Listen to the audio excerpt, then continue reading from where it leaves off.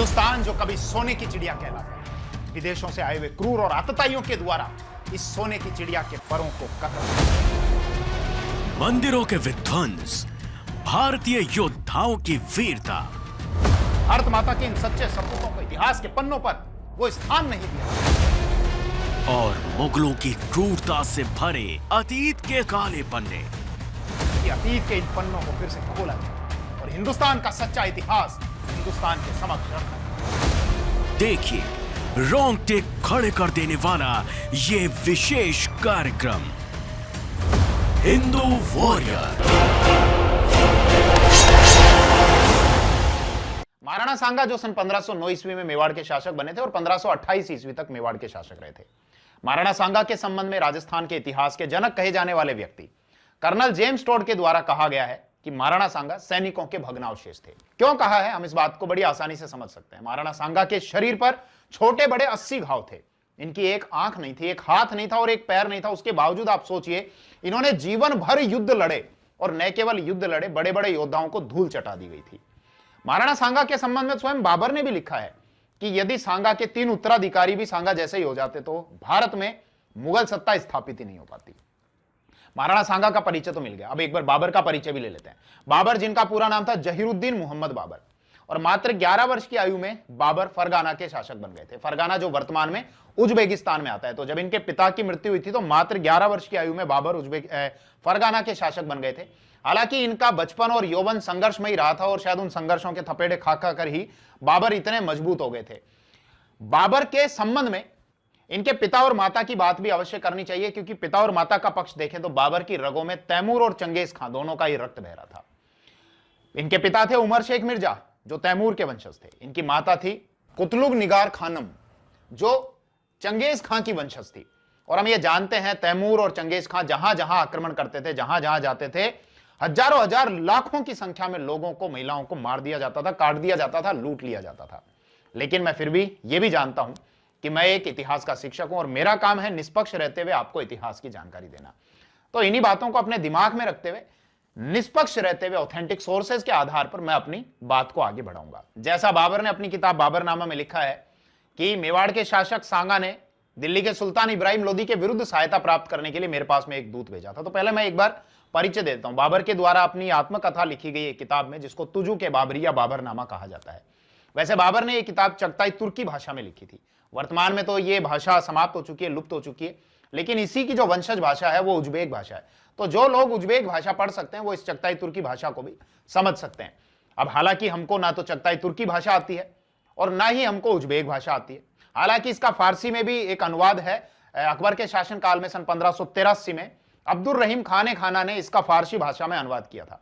लेकिन हमारे लिए फारसी और चगताई तुर्की समझ से बाहर है, तो हम या तो इसका इंग्लिश वर्जन पढ़ें या हिंदी वर्जन पढ़ें। तो एक लेखक हैं A.S. बेवरिज, जिनके द्वारा बाबरनामा का अंग्रेजी भाषा में अनुवाद किया गया है। तो अब जब मैं तुजू के बाबरी या बाबरनामा बोलूं तो आप समझ जाना कि A.S. बेवरिज के द्वारा जो अंग्रेजी भाषा में अनुवादित किताब है, मैं उसके पेज नंबर आपको बता रहा हूं। तो बाबरनामा में पेज नंबर 529 पर बाबर के द्वारा क्या जानकारी दी गई है कि मेवाड़ के शासक सांगा ने दिल्ली के सुल्तान इब्राहिम लोदी के विरुद्ध सहायता प्राप्त करने के लिए अपना एक दूत मेरे पास में भेजा और यह कहा कि दिल्ली पर आपका अधिकार होगा और आगरा तक मेरे राज्य की सीमा होगी। यह इस प्रकार की बात लिखी है। इसके बाद बाबर ने और भी कुछ जानकारी यहां पर दी है उसी पेज में, उसी किताब में, बाबरनामा पेज नंबर 529। और इसी बात की जानकारी, इसी की पुष्टि एक और किताब राजस्थान का इतिहास जो गोपीनाथ शर्मा के द्वारा लिखी गई है, उसमें पेज नंबर 215 पर इसी बात की पुष्टि भी की गई है। तो क्या लिखा है बाबर ने इसी किताब में फिर कि जब वो पानीपत के मैदान में पहुंचे बाबर, तो न तो मेवाड़ के शासक सांगा के आने के संकेत मिले और न ही उनके वापस जाने के संकेत मिले। और यह कहते हुए बाबर ने मेवाड़ के शासक महाराणा सांगा पर प्रतिज्ञा भंग का आरोप लगा दिया। थोड़ा सा डिटेल से आपको समझा देता हूं कि अप्रैल सन 1526 ईस्वी में पानीपत का युद्ध हुआ था। उस पानीपत के युद्ध में बाबर ने दिल्ली के सुल्तान इब्राहिम लोदी को पराजित कर दिया था। और बाबर के अनुसार, जैसा बाबर ने बाबरनामा में लिखा है कि जो महाराणा सांगा ने बाबर से प्रतिज्ञा की थी कि आप आइए मैं आपकी सहायता करूंगा, तो महाराणा सांगा पानीपत के उस मैदान में नहीं पहुंचे। ना तो उनके आने के संकेत मिले और न ही जाने के संकेत मिले। और यह कहते हुए बाबर ने महाराणा सांगा के ऊपर प्रतिज्ञा भंग का आरोप लगाया। हालांकि इसमें कितनी सच्चाई है ये जानने के लिए तो अभी हमको मेवाड़ के सोर्सेज भी देखने पड़ेंगे और फिर तार्किक आधार पर इसका विश्लेषण करना पड़ेगा। तो आप सुनते रहिए, जो मैं आपको बता रहा हूं आप सुनते रहिए। तो बाबर ने प्रतिज्ञा भंग का आरोप लगाया, लेकिन इस संबंध में मेवाड़ के सोर्सेज क्या कहते हैं, तो इसके लिए हमको एक पांडुलिपि की ओर चलना पड़ेगा, और वो पांडुलिपि है मेवाड़ का संक्षिप्त इतिहास। उस पांडुलिपि में एक डायरी के कुछ पेज की जानकारी दी गई है। वो डायरी जो महाराणा सांगा के पुरोहित के द्वारा लिखी गई थी। महाराणा सांगा के वो पुरोहित जो महाराणा सांगा की दिनचर्या लिखा करते थे, तो उस व्यक्ति के द्वारा जो डायरी लिखी गई है वो उस समय की घटनाओं के बारे में सटीक जानकारी तो देगी ही देगी। बाकी अगर कुछ दोनों में विरोधाभास होगा, बाबर के सोर्सेज में, महाराणा सांगा के सोर्सेज में, तो वहां पर हम इनका एनालिसिस अवश्य कर ही लेंगे। तो वहां उस पुरोहित की डायरी से हमको यह जानकारी मिलती है कि बाबर ने महाराणा सांगा से सहायता मांगी थी दिल्ली के सुल्तान इब्राहिम लोदी के विरुद्ध। अब ये तो दोनों अलग अलग सोर्सेज हो गए, दोनों अपनी अपनी बात करें। बाबरनामा तो ये कह रहा है कि महाराणा सांगा ने सहायता मांगी थी, जबकि मेवाड़ के जो पुरोहित की डायरी है वो ये कहती है कि महाराणा सांगा से बाबर ने सहायता मांगी थी। अब कौन सही कौन गलत, तो फिर मैं एक और सोर्स रखता हूं आपके समक्ष। एक किताब राजस्थान का इतिहास, गोपीनाथ शर्मा, पेज नंबर 214, और इसी पेज में गोपीनाथ शर्मा के द्वारा कुछ बातें लिखी गई और रेफरेंस दिया गया है। तो कौन कौन सा रेफरेंस दिया गया है वो रेफरेंस पहले बता देता हूं और फिर अपनी उस बात को कहता हूं। एक तो रेफरेंस दिया है बाबरनामा का, पेज नंबर 561। इसके अतिरिक्त अमर काव्य वंशावली जो रणछोड़ भट्ट के द्वारा लिखी गई है, उसमें एक पत्र है पेज नंबर 30 पर। इसके अतिरिक्त एक और किताब है हर विलास शारदा की, जिसमें पेज नंबर 82, 83। तो इनका रेफरेंस देते हुए गोपीनाथ शर्मा ने अपनी किताब राजस्थान का इतिहास पेज नंबर 214 पर यह लिखा है कि महाराणा सांगा के द्वारा 1517 के खातौली के युद्ध में इब्राहिम लोदी को पराजित कर दिया। गौर से सुनना जो मैं आपको कह रहा हूं। महाराणा सांगा के द्वारा 1517 में खातौली के युद्ध में इब्राहिम लोदी को पराजित कर दिया गया। खातौली जो वर्तमान में राजस्थान के कोटा जिले में आता है। हालांकि पहले एक ही रियासत हुआ करती थी, बूंदी, तब खातौली बूंदी रियासत में आता था, लेकिन बूंदी को तोड़कर कोटा रियासत बनाई गई थी। तो वर्तमान में खातौली उस कोटा जिले के अंतर्गत आता है, क्योंकि रियासत तो है ही नहीं, रियासतों का तो सब विलय हो चुका। अब इसके बाद फिर और आगे उसी पेज में राजस्थान का इतिहास गोपीनाथ शर्मा पेज नंबर 214 में भी फिर आगे एक और बात लिखी गई है, और उस बात को बाबरनामा में भी एडमिट किया गया, माना गया है क्या कि अगले ही वर्ष यानी 1517 के बाद अगले वर्ष 1518 में महाराणा सांगा और इब्राहिम लोदी की सेना के मध्य फिर से एक युद्ध हुआ। वो युद्ध हुआ था बाड़ी का युद्ध, बाड़ी जो वर्तमान में राजस्थान के धौलपुर जिले में आता है। इस युद्ध के लिए इब्राहिम लोदी के द्वारा अपने दो व्यक्तियों के नेतृत्व में सेना भेजी गई थी, एक तो मियां माखन और मियां हुसैन। अब फारसी तवारीखें तो यह कहती हैं कि इस युद्ध में महाराणा सांगा पराजित हुए थे, लेकिन अगर आप बाबरनामा को पढ़ें तो बाबरनामा पेज नंबर 561 में हमको यह जानकारी मिलती है इस युद्ध में महाराणा सांगा की ही विजय हुई थी। और भी अगर हम बहुत सारे सोर्सेज को खंगालें तो ज्यादा सोर्सेज हमको यही कहते हैं कि इस बाड़ी के युद्ध में भी महाराणा सांगा ही विजयी रहे थे। तो अब जरा आप सोचना, विषय क्या था? इब्राहिम लोदी के विरुद्ध सहायता प्राप्त की जा रही है।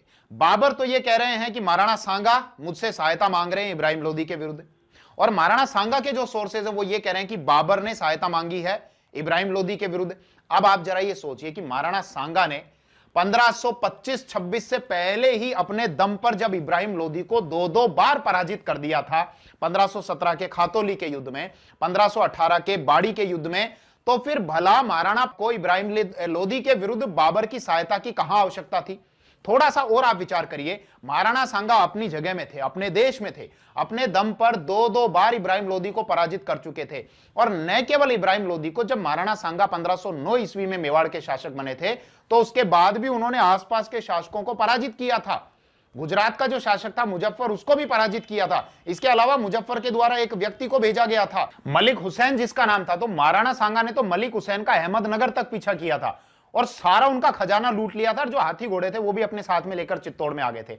अब सोचिए आप थोड़ा सा कि मांडू के जो सुल्तान थे महमूद खिलजी सेकंड, महाराणा सांगा ने तो उनको बंदी बना लिया था 3 महीने तक, और फिर जब उन्होंने क्षमा याचना की तो महाराणा सांगा के द्वारा अपनी उदारता का परिचय देते हुए महमूद खिलजी सेकंड को रिहा कर दिया गया था और जमानत के तौर पर उनके बेटे को अपने चित्तौड़ में रख लिया गया था। तो अब आप सोचो कि महाराणा सांगा अपने दम पर आसपास के बड़े बड़े योद्धाओं को जीत चुके हैं, स्वयं अपने दम पर 2 बार इब्राहिम लोदी को पराजित कर चुके हैं और अपनी जगह में है। ये तो महाराणा सांगा के पक्ष की हमने बात की। अब अगर बाबर की तरफ से हम देखें तो बाबर एक तो देश से बाहर के हैं, भारत से बाहर के हैं। अब सहयोगी की आवश्यकता किसको होती है? जो आदमी लोकल है उसको सहयोगी की आवश्यकता होगी, या फिर जो आदमी बाहरी है उस व्यक्ति को? तो इतना तो आप इजीली विचार कर सकते हैं, जो व्यक्ति बाहर से आ रहे हैं, सहयोगी की तलाश हमेशा उसी व्यक्ति को होती है। तो इन सोर्सेज का तार्किक आधार पर विश्लेषण करने के बाद हम इस निष्कर्ष पर तो पहुंच सकते हैं कि इब्राहिम लोदी के विरुद्ध सहायता की आवश्यकता किसको थी। महाराणा सांगा को तो नहीं थी, क्योंकि सांगा अपनी जगह में थे और स्वयं पहले 2 बार इब्राहिम लोदी को पराजित कर चुके थे। अब दिमाग में एक सवाल और आता है कि भले ही बाबर ने महाराणा सांगा से सहायता मांगी, जैसा सोर्सेज में लिखा गया है, एक व्यक्ति ने यहां पर मध्यस्थता की जिनका नाम था सिलहदी तंवर। तो भले ही बाबर ने महाराणा सांगा से सहायता मांगी, और जैसा किताब राजस्थान का इतिहास गोपीनाथ शर्मा पेज नंबर 215 में लिखा गया है कि महाराणा सांगा के द्वारा एग्री कर लिया गया था कि ठीक है, मैं आपको सहायता दूंगा। बाबर को ही कहा गया था मैं आपको सहायता दूंगा। तो फिर एग्री करने के बाद महाराणा सांगा ने आखिर बाबर की सहायता क्यों नहीं की? तो इसी के संबंध में राजस्थान का इतिहास गोपीनाथ शर्मा पेज नंबर 215 में एक रेफरेंस देते हुए लिखा गया है, और वो रेफरेंस है मेवाड़ का संक्षिप्त इतिहास, जिसमें महाराणा सांगा के उसी पुरोहित की डायरी के जो कुछ पेजेस हैं उनके बारे में वहां जानकारी दी गई है। तो इस मेवाड़ के संक्षिप्त इतिहास की पांडुलिपि में यह लिखा गया है कि महाराणा सांगा जब बाबर को सहायता देने को तैयार हुए तो मेवाड़ के ही सामंतों ने महाराणा सांगा को यह कहते हुए रोका कि सांप को दूध पिलाने से कोई लाभ नहीं। और यह कहने के बाद फिर महाराणा सांगा अपनी सामंतों की बात को नहीं टाल सकते थे और उन्होंने बाबर की सहायता करने की अपेक्षा अपनी स्थिति को अधिक मजबूत करना शुरू कर दिया था, क्योंकि यह बात तो स्पष्ट है, बाबर 1526 में पानीपत के युद्ध में विजयी रहे थे और अब निश्चित रूप से महाराणा सांगा और बाबर दोनों के मध्य युद्ध होना तय हो गया था। अब कुछ और सवाल दिमाग में आते हैं कि क्या बाबर अकेले अपने दम पर यहां पर आ गए थे भारत में, या फिर कुछ व्यक्तियों के द्वारा बाबर को निमंत्रण पत्र भेजा गया था, बुलाया गया था? तो इसके संबंध में एक रेफरेंस में रखता हूं आपके समक्ष, वही प्रोफेसर रशब्रुक विलियम की किताब है an empire builder of 16th century. उसमें पेज नंबर 122 पर यह लिखा गया है कि इब्राहिम लोदी के जो चाचा थे, जिनका नाम था अलाउद्दीन या आलम खां, उनके द्वारा बाबर से सहायता मांगी गई थी। बाबर को भारत में आने का न्योता दिया गया था। इसके अतिरिक्त एक और व्यक्ति के बारे में लिखा गया, दौलत खां लोदी। उन्होंने भी बाबर को भारत में आमंत्रित किया था। दौलत खां लोदी जो कि पंजाब के हाकिम थे, और बाबर से ये रिक्वेस्ट की थी आप भारत में आइए। तो उम्मीद है इतने सारे ऑथेंटिक सोर्सेज का रेफरेंस देने के बाद ये पिक्चर क्लियर हो गई होगी कि इब्राहिम लोदी के विरुद्ध सहायता की आवश्यकता किसको थी और किन किन के कहने पर बाबर भारत की ओर आए।